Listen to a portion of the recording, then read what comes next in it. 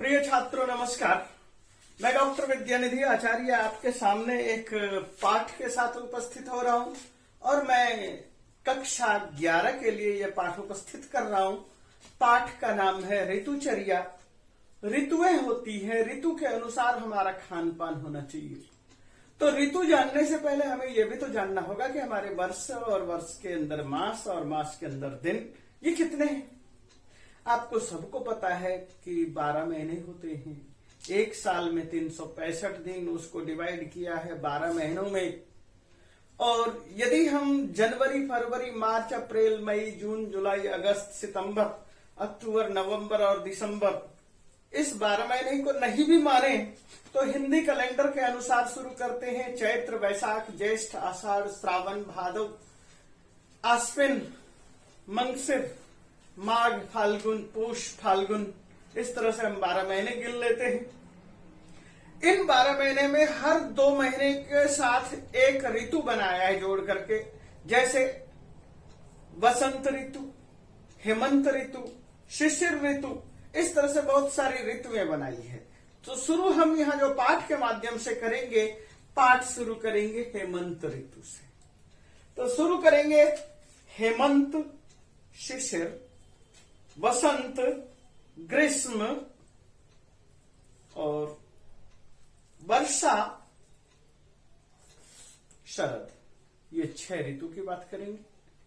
हेमंत, शिशिर, वसंत, ग्रीष्म, शरद, वर्षा, शरद, इन 6 ऋतुओं की चर्चा करेंगे। इन 6 ऋतुओं में हमारे खान पान, रहन सहन, पहनावे में परिवर्तन होता है। और हम प्राचीन काल से देख रहे हैं कि हमारे जो ऋषि मुनि महर्षि आदि थे, प्राचीन काल से ही प्रकृति से जुड़े हुए थे और प्रकृति से ही अपने लिए औषधियों का अनुसंधान करते रहे थे। और उसी में कहीं धन्वंतरी नाम है, कहीं वाग्भट नाम है, कहीं चरक है नाम, कहीं सुश्रुत नाम है, कहीं अन्य कोई नाम है।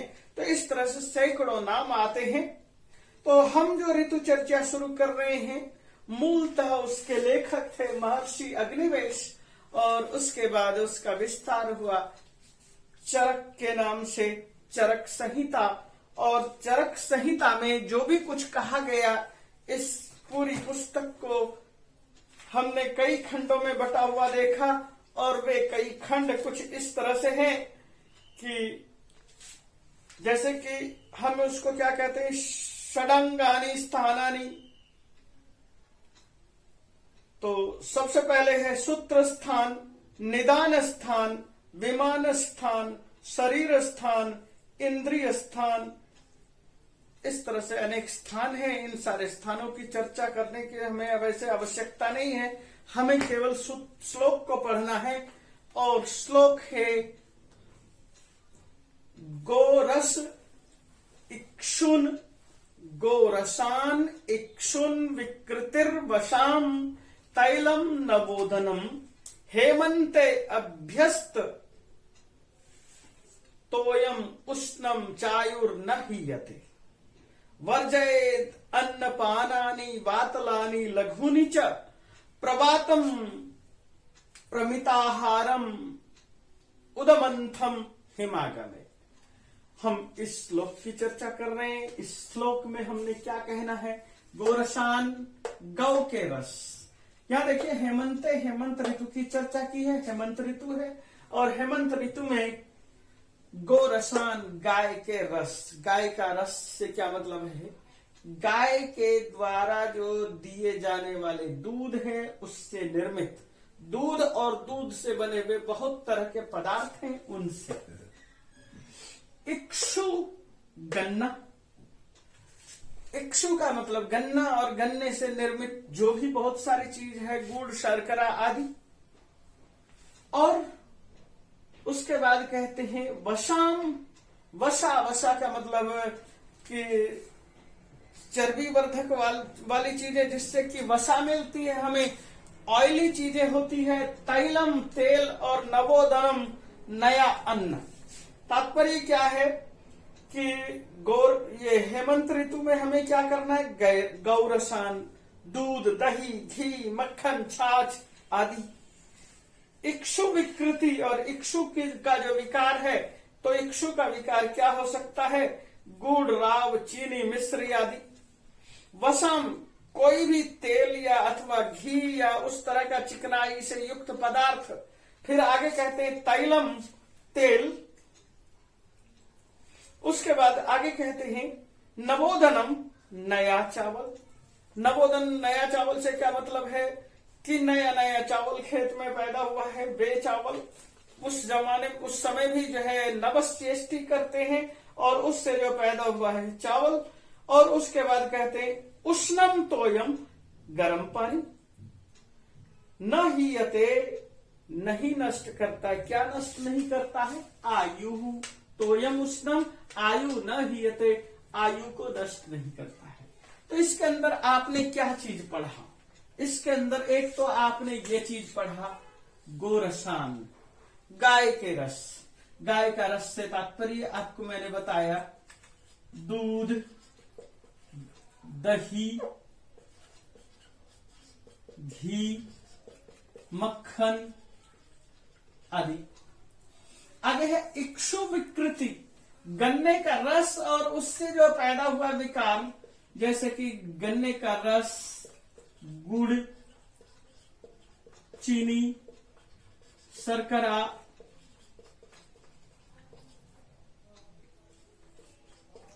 आदि। वसम चिकना तेल आदि, चिकनाई से युक्त घी आदि जो हमने यहां पर प्रयोग किया है वो।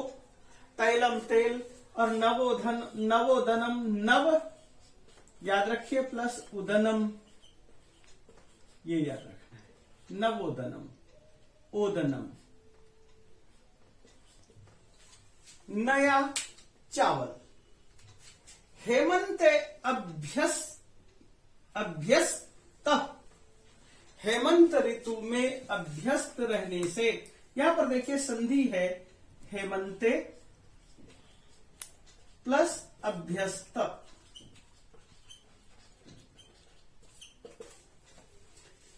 अब यहां पर क्या संधि है? इधर ए है, ए के बाद जो है अ है उसको हटा करके एक अवग्रह का स्वरूप दे देंगे।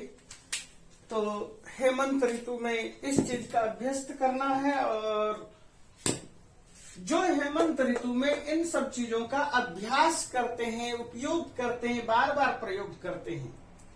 और क्या करते हैं? तोयम उष्णम, उष्ण गर्म।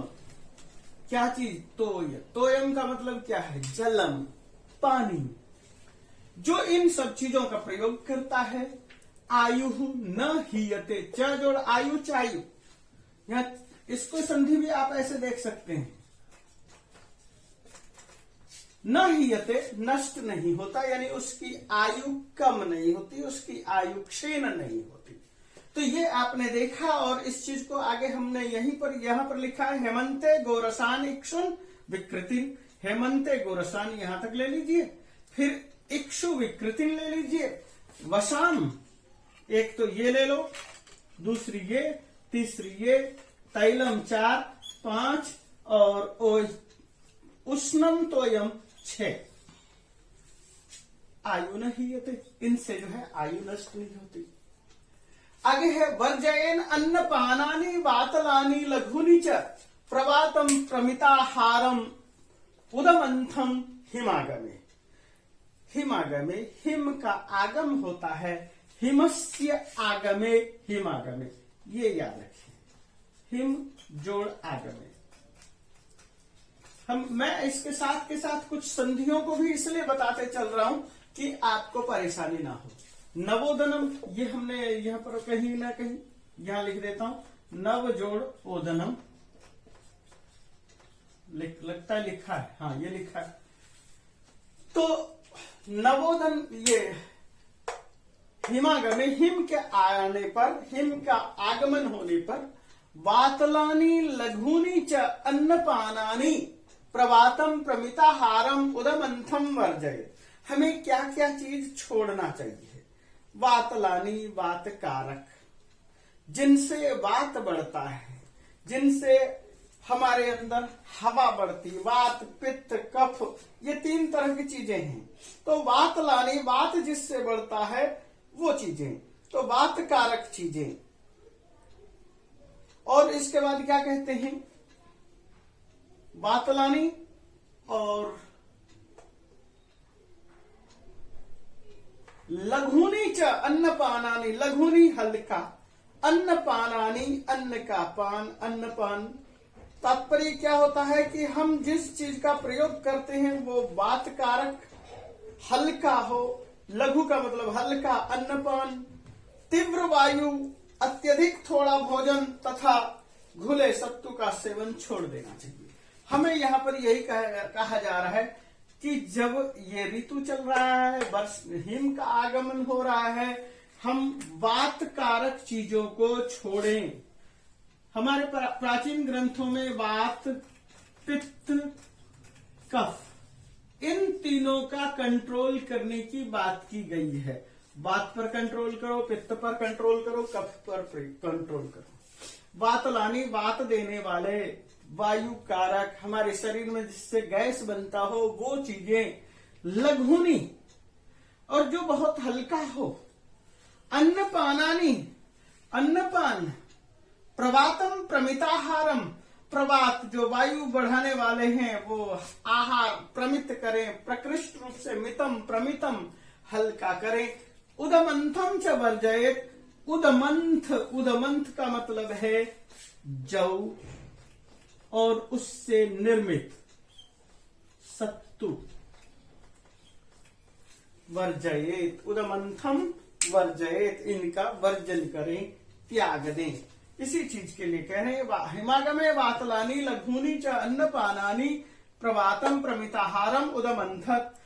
हमें इन चीजों को छोड़ देना चाहिए। जब भी हेमंत ऋतु होता है हमें क्या चीज का सेवन करना है, पहले श्लोक में बताया। क्या चीज को छोड़ना है, इसको दूसरे श्लोक में बताया। और यही है दूसरे श्लोक में बताने का मतलब, वर्जयेन छोड़ देवे, अन्नपानानि अन्नपान, वातलानी वात कारक, लघुनी हल्का, प्रवातम, प्रवातम ज्यादा ही वायु प्रदोष देने वाला, प्रमिताहारम इसलिए हल्का आहार, उदमंथम च और सत्तू आदि को, जौ से निर्मित चीजों को वर्जयेत छोड़ दे। तो मुझे लगता है कि यदि आपने इनके हिंदी में अर्थों को आपने समझ लिया तो मैं इससे जो उत्पन्न होने वाले कुछ शब्द हैं उन शब्दों को या उनसे उत्पन्न होने वाले कुछ छोटे छोटे प्रश्न हैं उनको आपके सामने रख रहा हूं। किताब दिख रही है? तो मैं यहाँ ये बताना चाह रहा था कि ये जो वसंत ऋतु है, हेमंत ऋतु है, ऋतुचर्या का मतलब था ऋतु की पद्धति। इस ऋतुचर्या में हमें हेमंत ऋतु में क्या उपयोग करना चाहिए। तात्पर्य क्या था, हेमंत ऋतु में गाय के दूध और उससे निर्मित बहुत सारी चीजें हैं, दही मलाई रबड़ी छाछ आदि, इनका उपयोग करना चाहिए।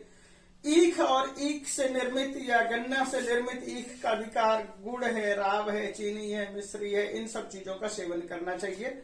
वसा शब्द का अर्थ था वो घी, और घी आदि से और तैलम तेल, चिकना पदार्थ और तेल आदि का प्रयोग करते हैं। तो इससे आयु, जब हम इन चीजों के अभ्यस्त रहेंगे, गर्म पानी पिएंगे तो हमारी आयु कभी नहीं घटती। जब हम ये हेमंत ऋतु की चर्चा कर चुके तो हेमंत ऋतु का ही जो है एक अगला हिस्सा है, अगला मास है जिसके अंदर थोड़ी सी शरद बढ़ जाएगी, और शरद जब बढ़ेगी तो हमें कुछ चीजों को छोड़ देना चाहिए। क्या चीज छोड़ देना चाहिए? वातलानी लघुनी च, जो वातदायक है, जिससे कि हमारे अंदर वात बढ़ता है, गैस बनता है, उस तरह की चीजों को नहीं खाना चाहिए। जो हल्का चीजें है एकदम वो नहीं खाना चाहिए, और वात को बढ़ाने वाले हल्के चीजों को खाने से हमें ज्यादा नुकसान होता है। तो तेज वायु बढ़ाने वाली चीजों को छोड़ देना चाहिए। इस तरह के चीजों को हमेशा छोड़ना चाहिए। जौ और सत्तू से निर्मित चीजों को भी छोड़ देना चाहिए। यही मूल भाव था, और इस मूल भाव को ही मैं आगे बढ़ा रहा हूं अब कुछ प्रश्नों के साथ। अब तो एक पदे न उत्तरतः, सबसे पहले तो हम इनमें से प्रश्नों में से एक पद में उत्तर ढूंढेंगे। एक पद में क्या उत्तर ढूंढेंगे? तो सबसे पहले ये कहा गया हेमंते कीदृशम जलम पेयम, हेमंत में कैसा पानी पिए। तो उत्तर एक पद में क्या होगा? उष्णतोयम।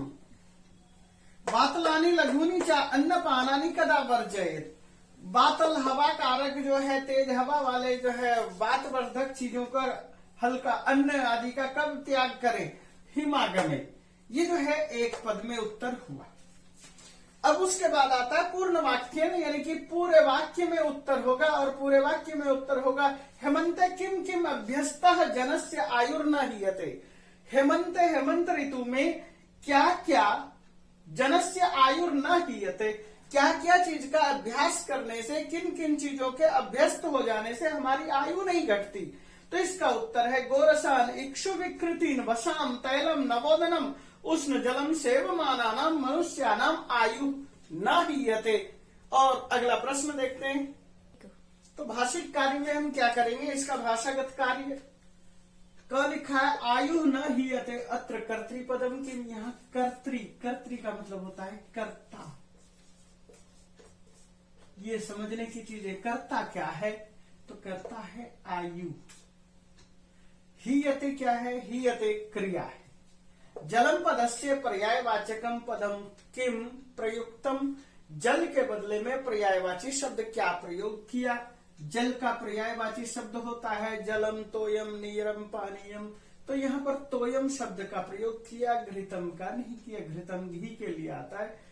और ग में देखिए शीतलम पदस्य विलोम पदम किम प्रयुक्तम, शीतल के लिए का विलोम, विलोम से तात्पर्य क्या होता है? उल्टा। और शीतल का, ठंडा का उल्टा क्या है? उष्णम है। लघुनी अन्न पानानी, ये लघुनी अन्न पानानी शब्द का प्रयोग है। इत्येव विशेषण पदम किम प्रयुक्तम, यहां पर लघुनी अन्न पानानी, इसके अंदर विशेषण पद क्या है? अन्न पानानी, अन्नम पानानी। तो ये विशेषण इत्यनेव विशेषण पदम किम, तो विशेषण क्या है? तो ये जो अन्न पान आदि क्या होने चाहिए? हल्के होने चाहिए, लघु हल्का विशेषण होना चाहिए।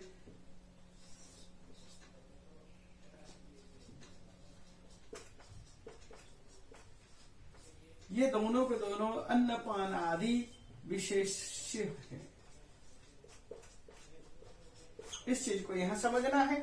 और उसके बाद अगला श्लोक में पढ़ा रहा हूं। हम अब हेमंत ऋतु के बाद शिशिर ऋतु को पढ़ रहे हैं। तो शिशिर ऋतु और हेमंत ऋतु दोनों युग्म है, एक तरह से जोड़े हैं। हेमंत शिशिरौ तुल्यो, हेमंत ऋतु और शिशिर ऋतु तुल्य हैं, दोनों बराबर हैं। शिशिरे अल्पम विशेषणम, हेमंत ऋतु से शिशिर ऋतु में अल्प विशेषणम थोड़ा सा अधिक है, यही ये बताया है। अब यहाँ पर व्याकरण की दृष्टि से देख लीजिए, शिशिरे ए है और अल्पम है। ये इधर अल्पम है तो ये ए के बाद जो अ था उसको हटा दिया गया है, प्रगृह्य हुआ है। और उसके बाद वो इदु दे द्विवचनम प्रगृहम। चलो आप इसको भी छोड़ो। तो शिशिर ऋतु में ए के बाद यदि अ है तो उस अ को हटा देते हैं और उसके बदले में अवग्रह का प्रयोग करते हैं।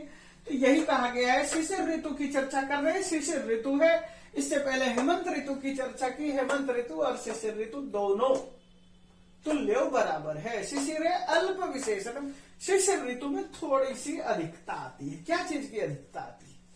रौक्ष्यम आदानजम शीतम मेघ मारुत वर्षजम।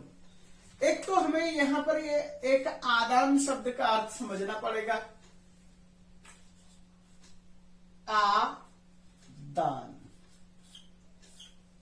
आ का मतलब होता है हाँ, दान का मतलब दान, यानी कि हाँ दान। आदान शब्द आदानम च विसर्गश्च, आदान और विसर्ग यानी कि खान पान। रौक्ष्यम, वृक्षस्य भावम रौक्ष्यम, रूखा। रौक्ष्यम आदानजम, जो हमारा खान पान है थोड़ा सा रूखा। और शीतम मेघ मारुत वर्षजम, और उस समय रूखा होता है। शीतम मेघ मारुत वर्षजम, शीतम शीत बढ़ जाता है, ठंड बढ़ जाती है। मेघ मारुत वर्षजम, मेघ जो है आकाश में होता है, मारुत हवा चलती है, वर्षजम कभी कभी वर्षा होती है, इससे ठंड में अधिकता हो जाती है। तो ये बात आई कि हेमंत ऋतु और शिशिर ऋतु दोनों एक ही है, उसमें थोड़ा सा अंतर है। आपको खान पान में रौक्ष्य और आदान का ध्यान रखना है। आदान चीजों का रौक्ष्यम, रुक्ष का भाव रूखापन, और इन चीजों को थोड़ा सा खान पान में बरतना ध्यान रखना है। शीतम, ठंड ज्यादा बढ़ जाती है, और उसी समय वर्षा ऋतु, वर्षा भी हो जाती है, कभी कभी तेज हवा चलती है, आकाश में बादल होते हैं। तस्माद हेमंतिकः सर्वः शिशिरे विधिरिष्यते, इसीलिए तस्मात, इसीलिए हेमंतिकः सर्व विधि शिशिरे, हेमंतिका शिशिर ऋतु में, हेमंतिका हेमंत ऋतु के ही सारे के सारे आदेशों का, विधि को इष्यते कहा जाता है, पालन करने के लिए कहा गया है। और क्या कहा गया? निवातम उष्णम तु अधिकम शिशिरे गृहमिष्य, निवातम वात रहितम, जहां पर हवा नहीं आती हो ऐसी जगह पर रहें। उष्णम गर्म, गर्म स्थान में रहें। अधिकम अधिक, शिशिरे शिशिर ऋतु में, गृहम आश्रय, घर में अधिक से रहें, और निवात घर में रहें, उष्ण घर में रहें, ये बताने की कोशिश की है। फिर खान पान की जो विधि आई है, उससे पहले जो हमने कहा था क्या क्या छोड़े, उन्हीं चीजों को दोबारा से रिपीट किया है। कटु तिक्त कषायानी बातलानी लघुनी च, कटु कड़वा, तिक्त तीखा, कषाय कसैला, इनको निवातलानी कषायानी, कड़वा, तीखा और कषाय कसैला, इन चीजों का खाना नहीं खाना है। बातलानी, वातवर्धक खाना है, जो एकदम हल्का खाना है, ऐसा इन सब चीजों को छोड़े। अन्नपानानी, अन्नपान आदि को छोड़े।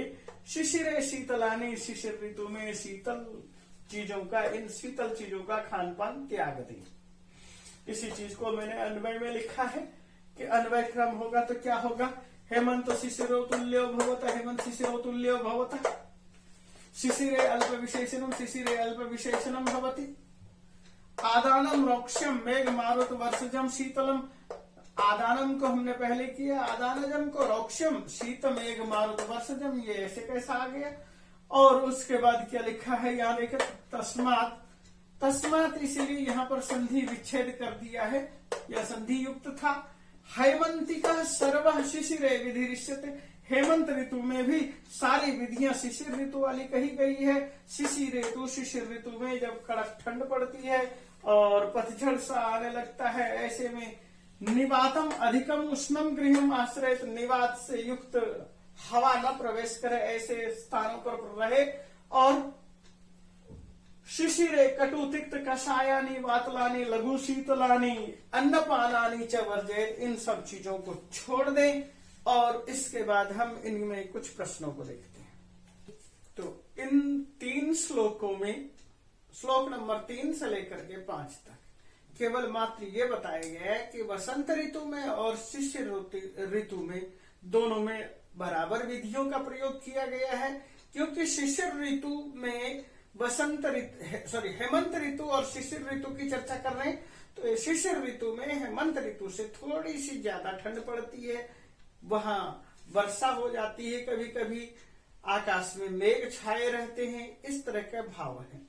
और उसके बाद वहां पर यह भी बताया गया है कि जैसे वहां पर पहले कहा है कटु तिक्त कषायानी, कड़वा तीखा और कसैला, वातलानी शीतलानी, वातल शीतल अन्नपानानी, इनको त्याग दें। तो उन्हीं भावों को लेकर आगे कह रहे हैं कौ ऋतु तुल्यो भवतः, कौन से 2 ऋतु तुल्य हैं। और यहाँ पर उत्तर दिया गया है, एक पद में है उत्तर, तो एक पद में उत्तर क्या होगा? हेमंत शिशिरौ, कौ हेमंत शिशिरौ, यह ऋतु शब्द का द्विवचन है, तुल्यो दिया है।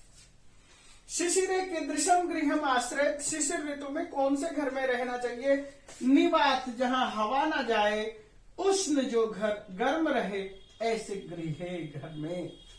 निवातोष्ण गृहे, ये आपका एक पद में उत्तर है। कदा शीतलानि अन्नपानानि वर्जयेत, कब शीतल अन्नपान आदि त्यागे। शिशिर ऋतु में, जैसे हेमंत ऋतु में चर्चा की थी। और कदा हेमंती का सर्व विधि इष्यते, कब हेमंत ऋतु की सारी विधियों का सेवन किया जाता है? शिशिर ऋतु में। अगला प्रश्न है पूर्ण वाक्य में। पूर्ण वाक्य में जो प्रश्न है वो क्या है? शिशिरे किम अल्पम विशेषणम भवति, जो पहले श्लोक में बता दिया है। शिशिर ऋतु में हेमंत ऋतु से थोड़ा सा अधिक होता है शिशिर। शीतम अल्पम विशेषणम भवति, ये उत्तर हो गया। भाषिक कार्य है रौक्ष्यम शीतम इत्यनयो विशेषण पदम किम प्रयुक्तम। रौक्ष्य और शीतम, शीत, इसमें विशेषण क्या है? विशेषण तो रौक्ष्यम ही है, और रौक्ष्य यहां पर दिया नहीं है, तो रौक्ष्य होता क्या है? रुक्ष शब्द है, और रुक्ष का भाववाचक है रौक्ष। स्यय प्रत्यय है, रौक्ष्यम। रुक्षस्य भावः रौक्ष्यम। हम हिंदी में क्या कहते हैं? रूखा। ये रूखा क्या है? सूखी हवा, इसका पर्यायवाची शब्द है। और वो जो है सूखी हवा है, शरीर में धसती चलती है, और उसके बाद शरीर में जो है हमारी चमड़ियां फटने लगती हैं, रूखापन छा जाता है। इसी भाव को लेकर बताया है। और इससे आगे कुछ प्रश्नों को देखते हैं इसमें। तो अब हम पढ़ रहे हैं वसंत ऋतु को। वसंत ऋतु में क्या होता है? वसंत ऋतु आपका फरवरी महीने के अंत के बाद आना शुरू हो जाता है, यानी कि ये कहें फरवरी का जो है दूसरा सप्ताह शुरू होता है और वसंत ऋतु आ जाता है। आपने सरस्वती पूजन आदि करना होता है। वसंत ऋतु में पेड़ों में नए पल्लव खिल जाते हैं, और उसके बाद फूल फूलने शुरू होते हैं। वसंत ऋतु में गर्मी बढ़ जाती है, और वसंत ऋतु में सभी दिशाओं में खूबसूरत मनमोहक फूल इतने खिले रहते हैं कि उसके सुगंध से वातावरण भरा रहता है। सर्दी गई और गर्मी आई। सर्दी में हर चिकने पदार्थ को आप खा रहे थे, गर्मी में हर चिकने पदार्थ को। जैसे गर्मी बढ़ती है, वसंत ऋतु आता है, चिकने पदार्थ को छोड़ना होगा, क्योंकि आपको अपने शरीर को ध्यान में रख करके चलाना है, शरीर को स्वस्थ रखना है। इसलिए क्या कह रहे हैं? वसंते निचितः श्लेष्मा। वसंत ऋतु में निचितः, निचित नी ची प्लस ता, वसंत ऋतु में इकट्ठा है जो श्लेष्मा आपके अंदर। श्लेष्मा मतलब वात के बाद पित्त और कफ। ये जो श्लेष्मा है कफ है, वो दिनकृत भाभी, दिनकृत सूर्य। भा का मतलब आभा, और तृतीया विभक्ति है आभा भी। ईरित होने के बाद, प्रेरित होने के बाद, दिनकृत के आभाओं से प्रेरित होने से कायाग्नि, कायेषु कायस्य अग्नि, कायाग्नि। काय, जो हमारे काय में, शरीर के अंदर जो अग्नि है, हम इसे जठराग्नि भी बोलते हैं। बाधते, उसको रोकता है, यानी कि हमारे अंदर जो कफ बढ़ता है, और वो कफ सूर्य की गर्मी से हमारा कफ अंदर जो पिघलता है, वो हमारे शरीर में जो जठराग्नि है उसको मंद करता है, जठराग्नि को धीमा करता है। ततः प्रकुरुते बहुन रोगान, और ततः उसके बाद बहुन रोगान, रोगा प्रकुरुते, बहुत सारे रोगों को पैदा करता है। जब हमारे शरीर में या तो वात होगा, रोग होंगे, किसी भी वात, पित्त, कफ, इन तीनों में से किसी चीज का जब भी ज्यादा अतिरेक होगा, आपको रोग घेर लेंगे। जहां पर आपका वात, पित्त, कफ तीनों अपने सामान्य स्थिति में है, आप स्वस्थ हैं। शरीर में वात बढ़ेगा, आपके अंदर तो गैस निकलेगा और वात की वजह से बीमार हो जाता है आदमी, पित्त की वजह से बीमार हो जाता है और कफ की वजह से बीमार हो जाता है। तीनों बराबर रहने चाहिए। आगे श्लोक नंबर देखिए 7 में, तस्मात् वसंते वमनादीनि कर्माणि कारयेत्। इसलिए वसंत ऋतु में, हम वसंत ऋतु की चर्चा कर रहे हैं, वसंत ऋतु में क्या करें? वमन आदिनी कर्माणि कारयेत्। वमन आदि, उल्टी आदि करें, जिससे कि क्या होगा कि हमारे अंदर जो कफ है भरा हुआ वह कफ निकल सके। उल्टी आदि करे। यहां पर देखिए वमन प्लस आदिनी, वमनादीनी, यदि हम इसको देखेंगे तो ये चीजें हैं, वमन प्लस आदिनी।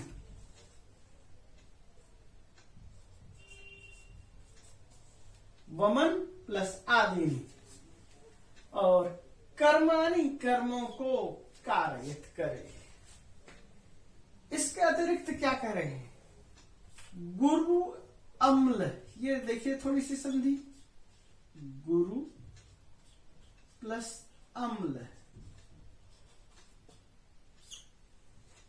गुरुवम्ल। गुरु भारी, अम्ल मतलब खट्टा, स्निग्धम चिकना, मधुरम मीठा, इस तरह के खाने को, और दिवा स्वप्नम, दिन में सोने को, वर्जयेत, त्याग दे। तो इसमें कहना क्या चाहते हैं? वसंत ऋतु में आपके खान पान में बदलाव होना चाहिए। जो शरद ऋतु में और शिशिर ऋतु में था, हेमंत ऋतु में जो भी खाना था, इसका बदलाव करना पड़ेगा। और वो बदलाव करने के लिए क्या करना है कि आपके शरीर में बहुत ज्यादा कफ बढ़ गया है और उसका आपको उल्टी करनी पड़ेगी। इसके अलावा ये जो भारी खाना है या अम्ल खाना है, तीखा खाना है, स्निग्ध है, चिकना खाना है, मधुरम है, मीठा है और दिन में सोना है, इन सबको त्यागना पड़ेगा। उस समय आपको थोड़ी सी शरीर में उष्मा मिलती है और आपको हरारत और नींद बहुत आती है। ऐसे समय पर दिन में सोना बंद करना पड़ेगा। वसंते निचिता श्लेष्मा दिनकृत भाभीरीरितः कायाग्निम बाधते ततः बहुन रोगान प्रकुरुते। ये उसका मैंने अन्वय कर दिया। दूसरे श्लोक का अन्वय है, तस्माद वसंते वमनादीनि कारयेत्, वमनादि कर्माणि कारयेत्, गुरु अम्ल स्निग्ध मधुरम दिवा स्वप्नम च वर्जयेत्, और इनको त्याग दें। इसके बाद हम इसमें से एक पद में और पूर्ण वाक्य में जो प्रश्न है उनको देखते हैं। इसको शुरू करें। यह एक पद में उत्तर देना है। वसंते निचित श्लेष्मा काम बाधते, काम कायाग्निम।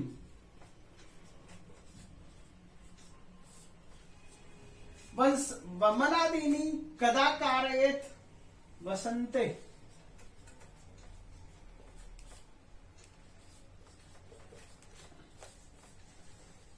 पूर्ण वाक्य ने उत्तरता, पूर्ण वाक्य में उत्तर देना है। हेमंते निचिता श्लेष्मा वसंते किम कुरुते। हेमंते निचिता, निचिता का मतलब क्या है? हेमंत में निश्चित, निश्चय, चितः इकट्ठा किया हुआ, ठहरा हुआ, रुका हुआ। श्लेष्मा जो है कफ है, दिनकृत आभावी सूर्य की किरणों से ईरितः प्रेरित होकर के कायाग्निम बाधते, कायाग्नि को बाधित करते हैं, कायाग्नि में रुकावट डालते हैं, हमारी जठराग्नि को मंद करते हैं। वसंते किम किम वर्जयेत्, तो वसंत ऋतु में क्या क्या छोड़े? वसंते गुर्वा अम्ल स्निग्ध मधुरम दिवा स्वप्नम च वर्जयेत्, ये छोड़ दे। भाषिक कार्य है सूर्य रश्मि भी। इसका पर्यायवाची शब्द क्या है? दिनकृत भाभी। और अगला देखते हैं। तो अगला प्रश्न था ख नंबर, रात्रि शयनम इत्यस्य विलोम पदम किम। रात्रि का शयन, इसका उल्टा शब्द क्या होगा? दिवा शयनम। रोगान बहुन प्रकुरुते, बहुत सारे रोगों को बढ़ाता है। यहां पर पूछा गया है क्रियापदम किम, ये मैं यहां पर लिखना भूल गया। क्रियापदम किम प्रयुक्तम, और क्रियापद प्रकुरुते है। दिनकृत, इसको हम कैसे व्याख्या कर सकते हैं? दिनम करोति इति दिनकृत, उपपद तत्पुरुष है। रोगान प्लस ततः रोगास्ततः, प्रकुरुते में प्र उपसर्ग है, क्री धातु है, आत्मनेपद है, लट लकार एक वचन है। कायाग्निम कायस्य अग्निम कायाग्नि, और क्री प्लस नीच प्लस विधिलिंग कारयेत। हमें यहाँ पर 5 लिख देना चाहिए, तो चलिए अब ये हम एक ये लिख लेते हैं, ABCD जो भी लगा ले। तस्मात वसंते तस्मात वसंते, वमन जोड़ आदिनी वमनादिनी, ये दोनों जगह संधि है, ये कारयेत निजंत का रूप है। इस तरह से इन श्लोकों को हमने कंप्लीट पूर्ण किया, और अगले श्लोकों को देखते हैं। हम चौथे ऋतु की चर्चा कर रहे हैं, ग्रीष्म ऋतु यानी गर्मी। मयूखैर जगत स्नेहम ग्रीष्मे पेपी यते रवि, स्वादु शीतम द्रवम स्निग्धम अन्नम पानम तदाहितम। इसमें कहना क्या चाहते हैं, यह करता है रवि ग्रीष्मे जगतः स्वमयूखै जगतः स्नेहम पेपीयते। सूर्य है अपनी किरणों से संसार के, ग्रीष्म ऋतु में अपनी किरणों से संसार के स्नेह को, संसार की आर्द्रता को पेपीयते पी डालता है, यानी कि गर्मी में सब कुछ सूखा पड़ जाता है, गीलापन कहीं नहीं रहता। तो रवि है और पेपीयते, रवि करता है, पेपीयते क्रिया है। ग्रीष्म ये काल का नाम है, ग्रीष्म में, और मयूखई किरणों से, जगत संसार के किरण, संसार के स्नेहम स्नेह को पेपीयते पी डालता है। इसलिए ऐसे समय में स्वादु स्वादिष्ट, शीतम ठंडा, द्रव लिक्विड, स्निग्धम चिकना, अन्नपानम अन्नपान, तदा हितम हमेशा हितकारक है। हमें ऐसे समय में इन खाद्य पदार्थों का सेवन करना चाहिए। स्वादिष्ट होना चाहिए, शीतल होना चाहिए, द्रव होना चाहिए, लिक्विड होना चाहिए, यानी कि पेय पदार्थ ज्यादा होना चाहिए, चिकना होना चाहिए। ऐसे अन्न का पान करना चाहिए, वह हमारे शरीर के लिए हितम हितकर है। यही बात यहाँ कही जा रही है। ग्रीष्मे रवि, ग्रीष्म ऋतु में रवि मयूखै जगत स्नेहम पेपीयते, तदा स्वादु शीतम द्रवम स्निग्धम अन्नम च हितम भवति। घृतम पयः स शाल्यान्नम भजन ग्रीष्मे न सीदति। घृतम पयः स शाल्यान्नम भजन ग्रीष्मे न सीदति। लवणाम्ल कटुष्णानि व्यायामम च विवर्जयेत्। अब इस श्लोक में क्या कहना चाहते हैं, ग्रीष्म ऋतु में घृतम घी, पयः दूध, सशाल्य अन्नम शालिधान का अन्न यानी कि चावल आदि, भजन खाते हुए, भोजन करते हुए, न सीदती दुखी नहीं रहता, यानी कि उसे आराम मिलता है। उस इतनी गर्मी होती है कि वो उसके अंदर शीतलता पहुंचाने वाली चीजें होती है। लवण, अम्ल, कटु, उष्ण। लवण नमकीन, आम्ल पैदा करने वाली चीजें, कटु कड़वी चीजें, उष्ण गर्म चीजें, और व्यायाम 1, 2, 3, 4 और 5 इन चीजों को विवर्जयेत् त्याग दे। गर्मी के ऋतु में आपको न तो लवण का प्रयोग करना है अधिक, न ही आम्ल खट्टा पदार्थ का प्रयोग करना है, कटु कड़वा पदार्थ का प्रयोग नहीं करना है, उष्ण गर्म पदार्थ का प्रयोग नहीं करना है, खाद्य पेय यानी, और व्यायाम को भी वर्जयेत् छोड़ दे। तो यहाँ ये बातें हैं कि इन सब चीजों को करे और व्यायाम को छोड़ दे, इनका उपयोग करे, इनका उपयोग न करे। यही भाव को लेकर के है। एक पदेन उत्तरता, एक पद में उत्तर के लिए कहा है। ग्रीष्मे किम भजन जनः न सीदति। ग्रीष्म ऋतु में क्या क्या प्रयोग करते आदमी दुखी नहीं रहता। घृतम पयः स शाल्यान्नम, यहां पर प्रयोग क्या लिखेंगे, एक पद में घृतम पयः सशाल्यान्नम। एक पद में ये उत्तर हो जाएगा। ग्रीष्मे किम वर्जयेत्? व्यायामम। गर्मी में क्या छोड़ दें? व्यायाम छोड़ दें। हमने कटु, तिक्त, कषाय, आम्ल आदि के लिए भी कहा था, लेकिन मूलतः व्यायाम शब्द प्रयोग किया है। शरीर में वैसे ही बहुत गर्मी होती है और फिर आप व्यायाम करेंगे, शरीर की गर्मी और भी बढ़ जाएगी। अब हम इसी में देखते हैं भाषिक कार्य। आगे हमारे पास ये भाषिक कार्य में प्रश्न है, ग्रीष्मे किम न सीदते? ग्रीष्म ऋतु में क्या कष्ट नहीं देता है? अस्मिन् वाक्ये क्रियापदम किम अस्ति? अस्मिन् वाक्ये क्रियापदम सीदति अस्ति। ये ग है। रश्मि भी पदस्य पर्याय पदम किम प्रयुक्तम? रश्मि के लिए पर्याय पद मयूखे का प्रयोग किया है। वातलानी शीतलानी पदस्य विलोम पदम किम? शीतल का उल्टा क्या है? ठंडे का उल्टा उष्णानी है। रवि स्नेहम रवि ग्रीष्मे स्नेहम पेपीयते। अस्मिन् वाक्य कर्तृपदम किम? इस वाक्य में कर्तृ क्या है? कर्ता क्या है? रवि। और इसके अतिरिक्त इसमें कुछ और शब्द छूट गए। प्रश्न एक पदे न एक पद में उत्तर था, और एक पद में क्या उत्तर हो सकता था? ग्रीष्मे रवि कैर जगता स्नेहम पेपीयते। कई मयूखै। व्यायामम कदा वर्जयेत्? व्यायामम कब? व्यायाम को कब छोड़े? तो व्यायामम ग्रीष्मे वर्जयेत्। ग्रीष्मे केवल लिखना है उसका उत्तर। और जो पूर्ण वाक्य में था, ग्रीष्मे किम किम भजन जनः, किम किम भजन जनः, ग्रीष्मे किम किम भजन, ग्रीष्म में क्या क्या खाते हुए लोग। तो यहाँ पर हमने आपके सामने उत्तर दिया था, ग्रीष्मे घृतम पयः सशाल्यम भजन न सीदति। और उसके बाद अगला था, अगले का उत्तर आता है ग्रीष्मे किम वर्जयेत्। इसको दोबारा से यहां पर प्रयोग किया है। लवण आम्ल कटु उष्णानि खाद्य पदार्थानि व्यायामम च ग्रीष्मे वर्जयेत्। इसके अतिरिक्त इसमें कोई संधि समास वाला जैसा शब्द दिखाई नहीं देता है, सारे मैंने इसमें करा दिया है। सशाल्यम शालिभी सहितम सशाल्यम मयूखैर जगत, मयूखैर जगत, ये शब्द का प्रयोग है।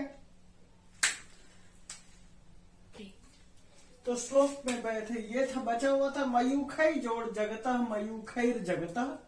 ये चीज क्लियर हो गया। पेपीयते ये कैसे बना? पा धातु है, यंगंत प्रक्रिया का रूप है, लट लकार प्रथम पुरुष एक वचन, पेपीयते बना हुआ है।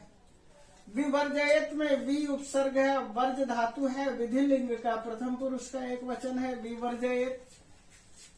सशाल्यान्नम, शाल्यान्नम शालिभी सहितम, सशाली, ये यहां तक हो गया। शालिभी सहितम अव्ययभाव समास हो गया यहाँ, इतना हिस्सा।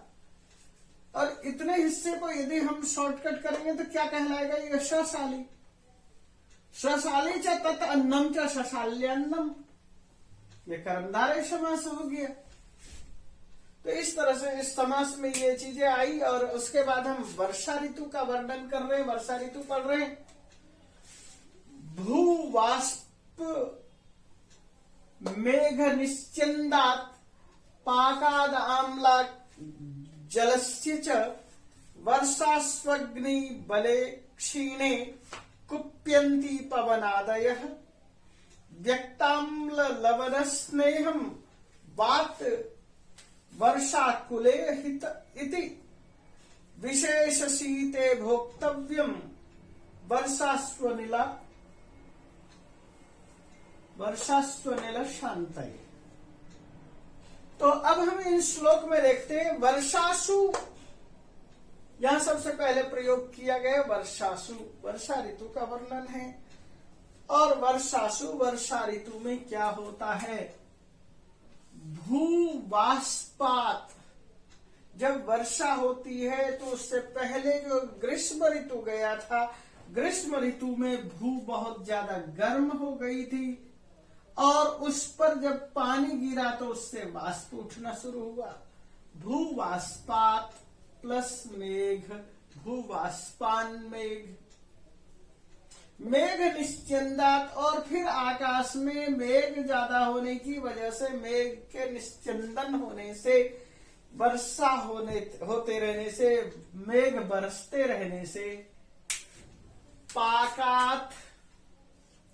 आदि से, अम्ल जलस्य च, और खट्टा जल की वजह से, वर्षासु, यहाँ शब्द प्रयोग हुआ है, हमने यहाँ पर शुरू में किया, जो आपको पता नहीं चला होगा, वर्षासु।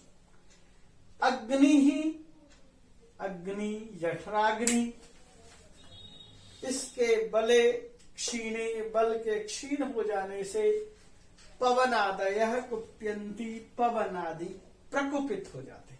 तात्पर्य क्या निकला? वर्षासु भूवाष्पान, वर्षा ऋतु में भूवाष्पित हो जाने से, मेघ निश्चिंदात, बार बार वर्षा होने की वजह से, बादल पानी गिरते रहने से, जलस्य आम्ला, जल आम्ल हो जाने से, जल में खट्टापन आ जाने से, पाकाच्च, और खाते ज्यादा खाने की वजह से, पाक से, अग्नि बले क्षीणे, शरीर के अंदर जो जठराग्नि है, अग्नि बल है, उसके क्षीण होने से, पवनादयः कुप्यन्ति, हमारी जब भी जठराग्नि कमजोर पड़ती है, पवन आदि प्रकोपित हो जाते हैं, वात का प्रभाव बढ़ जाता है, वात प्रकोपित हो जाता है। और क्या होता है? व्यक्ताम्ल लवण स्नेहम वातकूले अहनि, वात वर्षाकुले, वातकूले अहनि, वात में और वर्षाकुल में, यहाँ पर एक शब्द छूट गया लगता है, वात वर्षा कुले अहनि, अहनि दिन में, वात वर्षा ऋतु में, वात बढ़ने से, वर्षा कुले, वर्षा ऋतु के दिनों में, विशेष करके शीते अहनि, ठंड के दिनों में क्या करना है? आम्ल लवण स्नेहम व्यक्तम भोक्तव्यम, आम्ल लवण, आम्ल खट्टा, लवण का मतलब नमकीन, स्नेहम चिकना, व्यक्तम इस तरह के व्यक्त करने वाले चीजों को भोक्तव्यम खाना चाहिए। यह शब्द था आम्ल लवण स्नेहम, ये शब्द प्रयोग किया गया है। आम्ल लवण स्नेह जो व्यक्त करने वाली चीजें हैं, ऐसी चीजों को ही वात वर्षा कुले दिने भोक्तव्यम, वर्षा के दिनों में इन्हीं चीजों का भोजन करना चाहिए। अब मैं इन चीजों में ये दिखाने के बाद ये बताने की कोशिश है कि वर्षा ऋतु है, वर्षा ऋतु में क्या खाना है और क्या नहीं खाना है। आपको यहाँ पर ये बताया जा रहा है कि ठंड का विशेष ठंड होने से, वात वर्षा कुले हवा चलने से और ठंड बढ़ जाने से दिने दिन में हमें आम्ल लवण स्नेह व्यक्त करने वाले पदार्थों का भोजन करना चाहिए। इन चीजों को खाना चाहिए, अधिक से अधिक सेवन करना चाहिए, भोक्तव्यम खाना चाहिए। वर्षासु अनिल शांत, वर्षा ऋतु में जब तक कि अनिल शांत नहीं हो जाता, यानी कि वर्षा ऋतु में ये इन चीजों का जरूर सेवन करना चाहिए। अनिल शांत, अनिल की शांति पर, हवा के शांत हो जाने पर तक इनको खाना चाहिए। तो इस चीज को लेकर के अब मैं प्रश्नोत्तर की तरफ बढ़ रहा हूं। अब यहाँ पर देखिए, हमने जो श्लोक पढ़ा उन श्लोकों में क्या था? एक पदेन उत्तरतः, एक पद में उत्तर देना। वर्षासु के कुप्यन्ति, वर्षासु वर्षा में कौन कुपित होते हैं? पवनादय, पवन आदि। पवन आदि से मतलब हवा, वात। अब दूसरा प्रयोग है वर्षासु किमर्थम व्यक्तम, वर्षासु के कुप्यन्ति, वर्षासु किमर्थम व्यक्तम आम्ल लवण स्नेहम भोक्तव्यम। तो यहाँ पर ये प्रश्न था, वर्षासु विशेष शीते अहनि किम करणीयम। ये प्रश्न छूट गया है, मैंने उत्तर लिख दिया है केवल। वर्षासु विशेष शीते अहनि किम करणीयम, वर्षासु वर्षा ऋतु में, विशेष शीत ऋतु में क्या करना है? वर्षासु, ये इतने हिस्से को हटा देते हैं। विशेष शीते अहनि।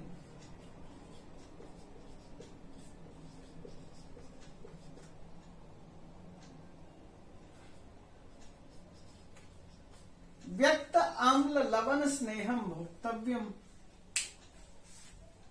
एक अच्छा, वर्षासु किमर्थम व्यक्तम आम्ल लवण स्नेहम भोक्तव्यम। चलो इसको हम यहां पर ऐसे कैसे ही रख लेते हैं, किमर्थम।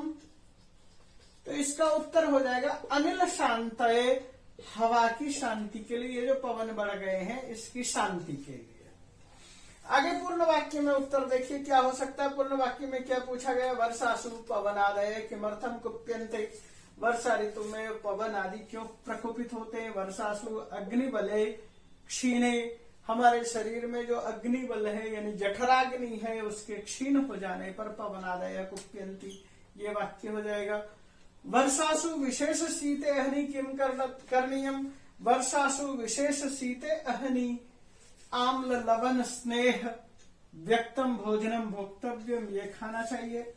भाषिक कार्य में देखिए, वर्षासु पवनादय कुप्यन्ति, अत्र क्रियापदम किम, यहाँ पर क्रिया क्या है ये दिखाई दे रहा है, कुप्यन्ति। फिर आगे ढूंढने की क्या आवश्यकता है। विशेष शीते अहनि, विशेष शीत अहनि, अनयो एक शब्द विशेष है, शीते है, फिर अहनि शब्द का प्रयोग है। इनमें विशेष शीत वाले दिनों में, तो विशेष शीत वाले दिनों में यहाँ विशेष्य पद क्या है। एक होता है विशेष्य, बाकी विशेषण, ये दोनों के दोनों विशेषण है। विशेष्य ये है अहनि। और आगे प्रश्न देखते हैं। रात्रौ पदस्य विलोम पदम किम प्रयुक्तम। रात्रि के बदले में रात्रि का विलोम यानी उल्टा पद क्या प्रयोग किया है। रात्रि का उल्टा होता है अहनि शब्द का प्रयोग किया, दिनम और निस्दिनम का नहीं किया है। पवन शमनाय, पवन की शांति के लिए यहाँ पर जो है कौन सा पद प्रयोग किया। पवन वात प्रकोपाय, अनिल शांतय और अनल शांतय। अनिल शांतय का प्रयोग किया। अनिल शब्द का अर्थ होता है वायु और अनिल का अर्थ होता है अग्नि। और इस पाठ में जो विशेष चीज आया, भूवाष्पान मेघ, भूवाष्पात प्लस मेघ तस को न में बदला है।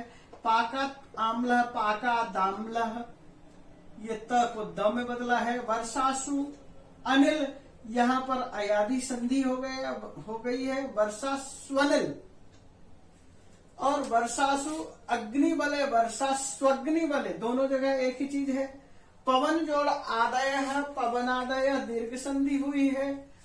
और व्यक्त प्लस आम्ल व्यक्तामल है, यहाँ पर भी दीर्घ संधि हुई है, यानी अ और आ मिला दिया है। इसी तरह से भुज धातु से तव्यत प्रत्यय करके बनाया है भोक्तव्यम।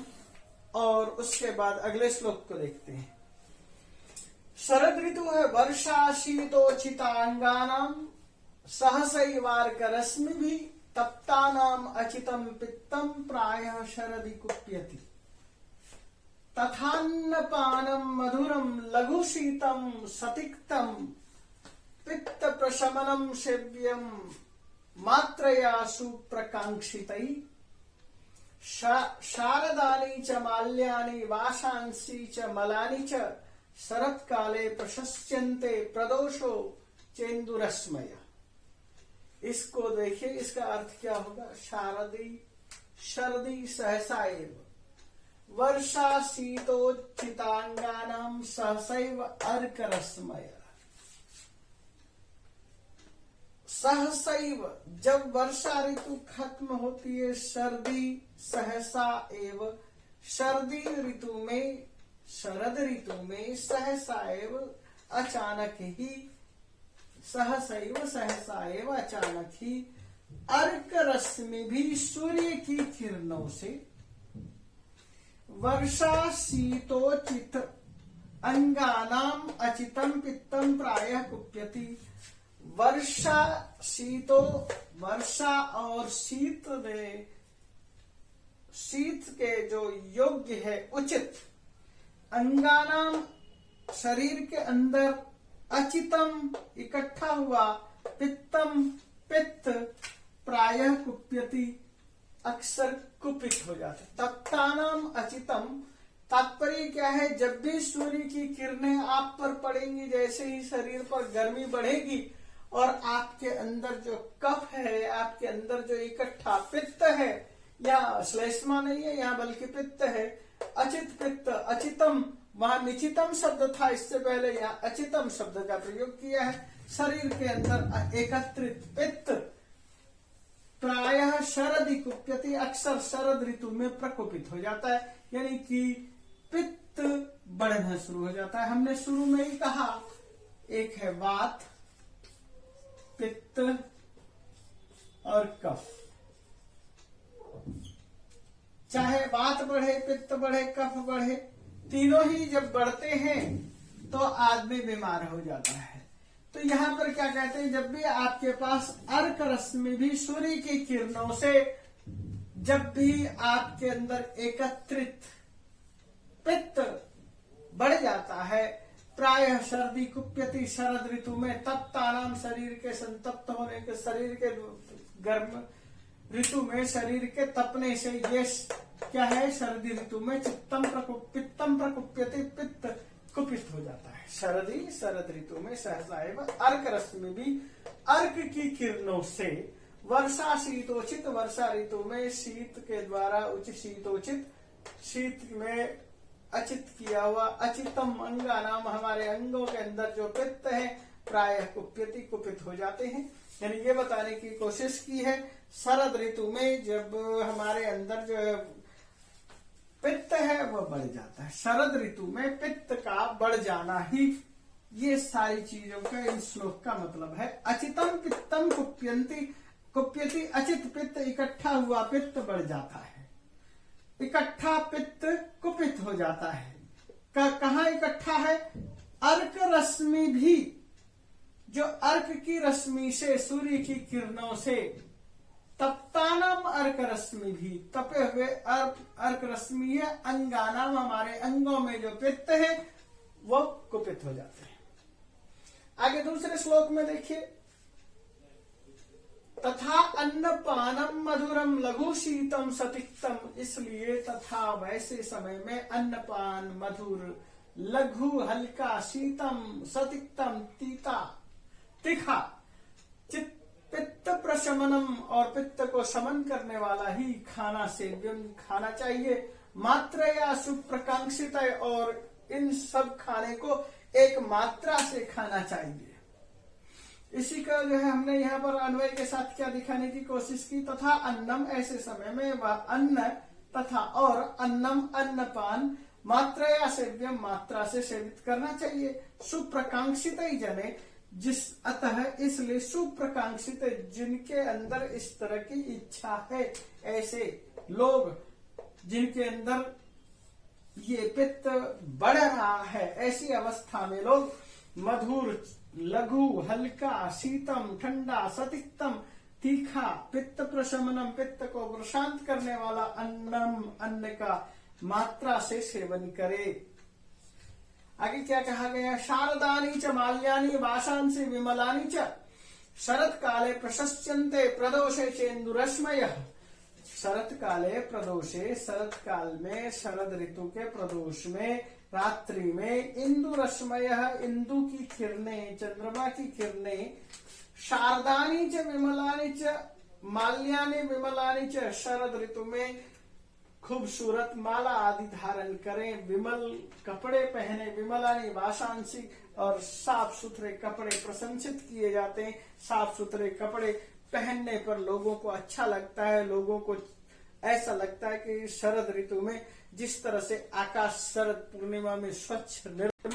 एक पदेन उत्तर था, सर्दी किम कुप्यति, सर्दी पित्तम कुप्यति, ये उत्तर है।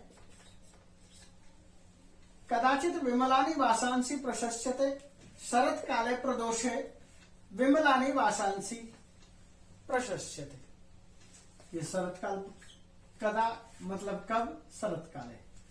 पूर्ण वाक्य ने उत्तर था, पूर्ण वाक्य में उत्तर देना है। शरत काले किम किम प्रशस्यते, उत्तर है शरत काले प्रदोषे माल्यानि विमलानि वाशांसी